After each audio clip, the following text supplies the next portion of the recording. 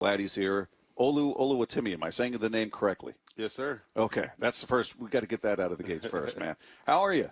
I'm doing well. How are you doing? I'm doing great, man. How's it? I know it's just a precious few days under your belt here and everything. What's it been like for you? It's been good. Just learning, quickening up my game, sharpening my mind, and just learning and trying to grasp as much as I can. What's it been like with now kind of the veterans all getting here? I know you guys had your own thing with the rookies, and then everyone else comes back. How has it been meeting all these experienced players? I mean, it was awesome. These are guys that you've seen like play on Sundays. Have a whole bunch of stars do well on, not even just starting, but playing very well. So it was awesome being around those guys.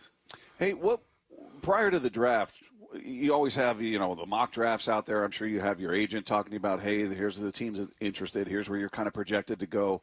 What were you hearing prior to the draft? Was there a specific team you thought you might be going, or a specific round?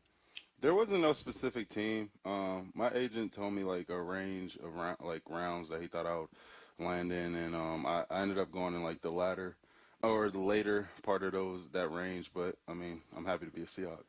I'm happy you're a Seahawk as well, man. And I couldn't figure it out. And we've talked to people who said, man, this guy's the steal of the draft, and nobody could figure out why you went in the fifth round. I mean, you won the Outland, the Remington. You win all the awards that say you're the best center out there, and for some reason, you end up in the fifth round. I think it's huge for the Seahawks. But what was draft day like? Were you sitting there watching names go off the board, going, "Okay, is my phone going to ring here?" Or what? How were you feeling? I mean, I was pretty calm. I always just trust the process and trust that wherever I landed, I'm gonna make the most of my opportunity. So I wasn't.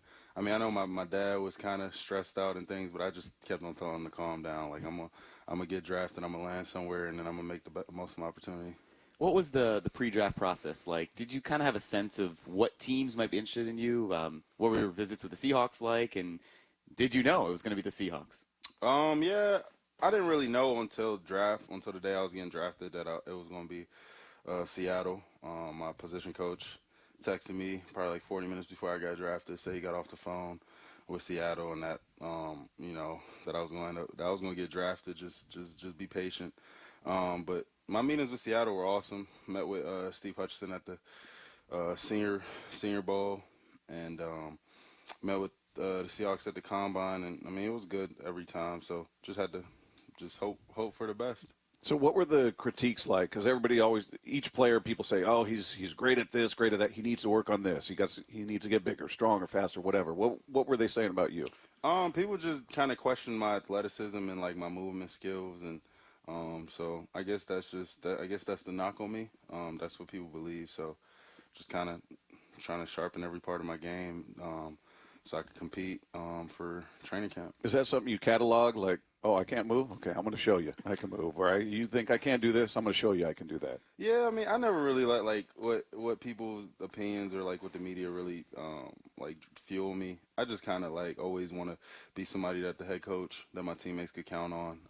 That kind of is enough, and I love this game, so I'm always going to be trying to find ways to continuously get better, stay in shape, and do the things I need to do for me to be a great player. So how was this first day of OTAs? Anything surprise you? Anything you felt comfortable with? Of like, okay, maybe the speed isn't so bad, or was it a big adjustment saying, okay, this is the speed of the NFL game? It wasn't too bad, just because we kind of been taking reps and things of that nature. So I felt pretty comfortable today. We didn't have on pads. It wasn't all the way live. There was speed behind things, but it wasn't live. So I felt comfortable today.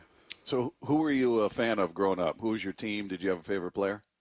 Yeah, so my favorite football player ever is Aaron Rodgers. I was a Packers fan growing up, and yeah, I'm no longer a Packers fan. But, are you still a Rodgers fan? No, not really. I'm a Geno Smith fan, so yep. But were you always the big kid, or did you want to play quarterback at one point? Were you a running back, or were you always, hey, you're bigger than everybody else, you're going to be a lineman? I mean, I actually didn't start playing football. I started by playing basketball, and then eventually, I stopped growing tall and started growing wide. So I just went football. That's how it happened. But it was always line, or did you? Yeah, it started off D-line, and then eventually I made my way to the offensive line.